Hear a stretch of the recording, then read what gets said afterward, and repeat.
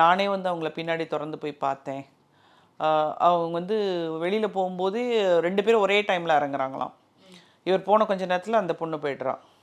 இல்லை அந்த பொண்ணு போன கொஞ்சம் நேரம் கழிச்சு இவர் போகிறாரு. போய் இவங்க பின்னாடி போகும்போது பார்த்தா அந்த பொண்ணு போகிறாளேன்னு பார்த்தா வண்டியை வந்து அந்த ஏரியாவிலே ஒரு இடத்துல நிறுத்திட்டு ஷி கோஸ் ஆஃப் அப்படின்னாங்க.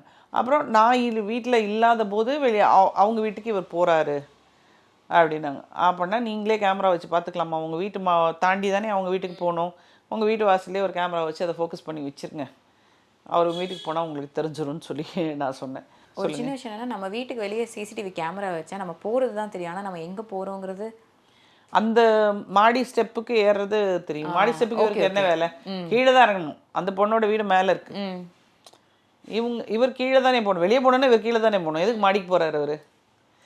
இப்போ இன்னொன்று சொல்லலாம், மேலே காய வைக்கிறேன்லாம், அதெல்லாம் ஒன்றும் கிடையாது. இப்போல்லாம் மாடியெல்லாம் பூட்டிடுறாங்க, அங்கே போய் வைக்கிறாங்கன்னு